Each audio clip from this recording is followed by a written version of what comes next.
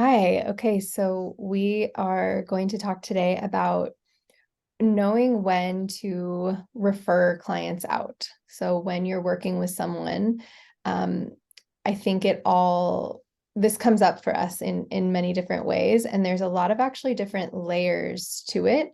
And they have to do with scope, but not always in the way that we are thinking. So we just wanted to talk about this because this comes up for us a lot, and it comes up with a lot of practitioners that are kind of just starting and figuring out where we fit. Sometimes in the nutrition and health coaching realm too, scope is interesting and can feel a little bit, I guess, confusing at times. And so just knowing where you are at, what you are comfortable with, and when is the time to keep going and when is the time to refer out. Um, so I think the first piece of it, like, and we're going to share some examples maybe too, to help ground into this. But I think a lot of times we get the feeling of, when you're working with someone and you're starting to feel like they're maybe not getting results, or you're starting to feel like maybe you're out of your depth, or, you know, sometimes it goes into a feeling of like what you have to offer might not be like working for them. So what I see like newer practitioners doing a lot of time, and what I've absolutely done myself, is start to doubt myself when the client isn't maybe progressing or immediately getting better. And my first thought, or, like sometimes it can be like, someone else could do this, or I need to refer this out. So I think it's like checking in on that side of it versus then checking in on the side of it when we are actually out of our depth and we are starting to feel like we're working in an area that is absolutely outside of our scope. So any thoughts about those pieces, Megan? Yeah, I mean, and I think even in the realm of health coaching and especially functional nutrition, the waters become pretty muddy on like what is appropriate for a health coach or nutritionist to work with and do. And we just really want to make sure that we're not playing mini doctors and that we are really in the space of educating, like educating as opposed to so solving the problem. And sometimes this can even be instead of thinking that you have to solve the problem, or say like a gut issue is what's coming up.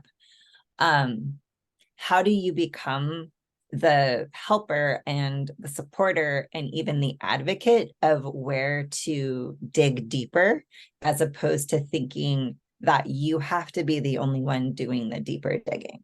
So, and I think that distinction is really important. And if we're in the place of feeling like we're the ones that have to solve the problem, or we're the ones that have to, fix the issue, I know for me, if I'm in that space, it's coming from a place of ego. It's coming from a place of like, oh, it's my job to solve this problem. Whereas when I am in a place of serving, I am looking at the whole picture, backing up, like constantly having that phrase in my head. How can I back this up? How can I back this up? Where can I be of most support? What am I being called to bring forward for this client? And if I catch myself in the place of playing a mini doctor, that's when I know, again, I need to back things up.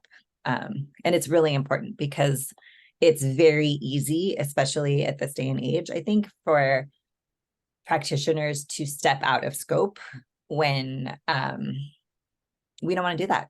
That's not our job. Mm-hmm. Yeah, so I'm going to share an example that came up for me recently around this so we can bring a little context into it. So I was working with a client that has like SIBO, has been diagnosed with SIBO from a different practitioner, has gut issues like irritable bowel type issues and things like that. And she had had a really frustrating time working with some conventional GI doctors. She got what she needed to get. She, got the right testing and support. She did endoscopy, all this different stuff, but wasn't getting a ton of support. So I started working with her through my scope of being a functional nutrition coach, to support her body and just help her to figure out like where to go next or what's going on and educate. So every one of us is going to be a little bit different too, how comfortable we feel and what our scope is with working with like herbs or supplements or, foods or things like that. So just know that that's something you kind of want to define for yourself as well. And as I was working with her, we did a lot with foods and, clearing and calming things, the digestive system, using some different herbs and stuff to continue to do the work she'd already started with reducing her SIBO. And her case is tricky. Like she is not easily getting better. And as a practitioner, that's when I find things start to come up, when the feeling of like, oh my gosh, this is my responsibility. Like I have to fix this for her. She's just totally suffering. A lot of the things we're doing were kind of working, but not really. So there's like ego comes into play a little bit of like, oh my gosh, I'm supposed to be able to help this person. So let me double down on all of this. But then also the self-doubt. So it's this interesting mix between ego and then also self-doubt of, oh my gosh, maybe I'm not the person to help her. Maybe I don't know anything. Maybe I, can't help her get better and move forward. Maybe I need to refer her out to someone who can. So when we were talking about this, Megan, it was coming back to exactly what you just said of, yes, sometimes we do need to refer out to a naturopath or a functional medicine doc if we need to do more testing or, deeper digging and stuff like that. And that's something I'm always super comfortable doing. I love people partnering with like naturopaths or other docs while I'm working with them, because there's stuff that I don't do that they do and they don't do that I do. And it's amazing. I love it. But what we kind of ground back into in this girl's case was there was still so much work to do within my scope that hadn't been done yet, that I was rushing over because I was trying really hard to just like resolve the issue for her. So my mind was going to like, well, I probably need to know a more complex SIBO protocol, or I need to do that, like, what is it that I don't know? But it was really coming back to like, whoa, things are still really angry and inflamed for her. Like there's a lot more calming work that needs to be done, which is in my scope. And the realization is like, if I just refer her, if I say, okay, you can't work, I have nothing else to give you, and I refer her on to a totally brand new practitioner, will that practitioner actually have the time and space to do some of the calming work around really looking at different foods, of, bringing in soothing teas or things like that, of working through with breath and stress management? Like, will they be able to do that kind of work? Maybe, maybe not. I don't know. And so it's kind of coming back to that place of what can I do within this without rushing forward, if that makes sense. It does. Well, and rushing forward, even based on the desperation of the person who wants to feel better. And that's a very, very, very real experience, right? Where it's like your work, we know that she doesn't feel great and she's feeling upset and she's feeling like she's just tired of feeling shitty and she wants to feel better. And I think it's easy to jump on that feeling train with with our clients when, because of course we want them to feel better also. And I know for me, it's a pretty knee jerk for me to be like, oh, well, there's somebody else that can help her. Like, it's clearly not me. Like, if she wants to feel better, that's like, I don't like, it's not working. And there's somebody better than me to offer that medicine to her, which is completely not true. Again, that's the opposite end of the ego talking, right? And one of both mine and Christina's teachers, Andrea Nakayama, she teaches, or she taught us the concept of tier 1, tier 2, and tier 3. And in tier 1 work, we are really looking at a lot of what Christina and I like to call the core basics, right? So that's the like not just what is the person eating, but how are they eating? Do they know how to chew their food? Do they know the importance of chewing their food? Are they a more sensitive person? Are they a highly sensitive person where their response to eating in a more stressed out state is going to be more activated than someone who maybe isn't quite as highly sensitive, who can just kind of roll from one thing to the next? Are they moving their body?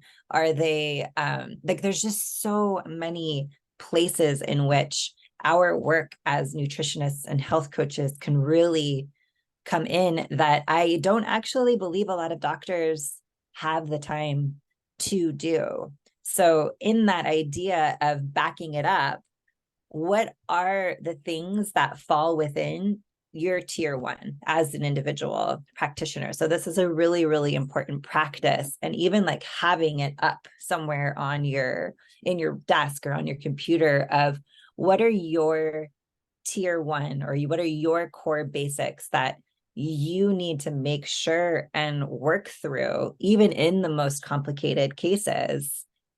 Are they eating? Are they taking time to breathe? What does their sleep look like? Is their blood sugar balanced? What in their life is inflammatory? Are they eating inflammatory foods for them? I mean, these are just some of the ones that Christina and I work with, and Christina definitely throws some in there. But as a practice for you going forward from this video, making that list of what are your core basics that you can always know that you can turn to. Because in all honesty, if someone comes to you and they're feeling really sick, but they don't know how to eat, meaning like they don't even know how to chew their food or think about their food, there's literally nothing that a gut test is going to do for you, because that person has to first really come into their body and learn those core basic practices of what it is to be a human living in their bodies. Yeah. And I think that's our work too, is to get really confident in our own skill set and tools, so that even when we have someone who is maybe either asking for tier 3 work, or we're like, oh my gosh, we've got to get them there, kind of like what I was doing with the gut, we can kind of come back and say, no, wait a second, we've skipped over some things, or we need to spend a little more time here. That involves having confidence in your tools and in your skill set. That's a lot of what we're teaching right now in our practitioner mentorship program too, is how to cultivate that confidence, and how to bring that calm into your sessions, so that you don't get swayed and pulled by all these different things, because it's definitely a practice. So yeah, so we have a wait list for our next practitioner mentorship program that's happening right now. So you can go to slowmedicine.com/mentorship if you want to get on our wait list. I would definitely do that. But being able to have those tools or that awareness of your toolkit is so important for feeling confident in your work. So Megan, are there times, like, what are the times when you would refer someone out, or you would, I guess, stop working with someone? Because sometimes what I will do is make sure that they've got certain members on their care team while I'm working with them. So that is one way to do it. But when are the times when you really, like, I guess, refer people out? Typically when more diagnoses are coming in. So if they're working with a doctor or a care provider who is also running, some of those bigger tests, and financially, it just makes more sense for them to be in the care of a functional medicine doctor who can, do that more tier 3 work around the testing. I will definitely refer out to a functional medicine doctor at that point, or put our sessions on pause for a time, just because honestly, it costs money, right? Working with functional medicine practitioners costs money. Working with health coaches costs money. So I feel like it's part of my work too in assessing, like, where are the resources bleeding out here? And if there's too much going out, I will say, and it just makes sense for our sessions to be put on pause and to refer out. That's one place. I am at a point right now where, if somebody comes in with a pretty critical cancer diagnosis, I'll do that tier one work, but once that work is really done, then it does make sense for them to, best to be in with like a naturopathic oncologist who can really talk them through the supportive supplements. And in the case where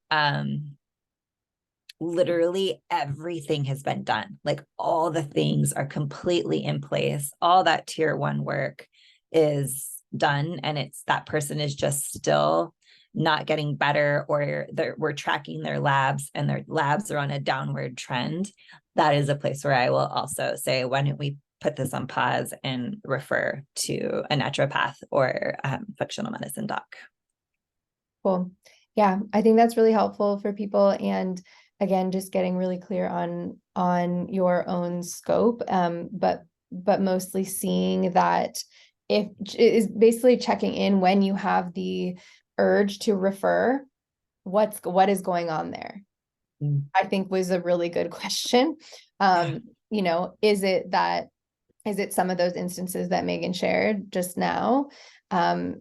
Or is it that there is some ego involved, or some self-doubt involved, or some lack of confidence involved, or some just muddiness or lack of clarity around what is in your toolkit and how you do work? So we would say, I think that would be the first place, is like when that question comes up, looking into it a little bit more. Yeah. And that's what we do with a lot of our mentor or mentees right now too, is it's like, if it's coming up and it's coming from a place of lack of confidence, who can you bring that to, and who can you have like a full stop conversation with, so that that can be worked through, as opposed to just like referring out and saying no. Yeah, because that's how we start to like know ourselves, know how we do and don't work. And it's less dictated by like clients, and it's more, we have this like deeper knowing with how we work.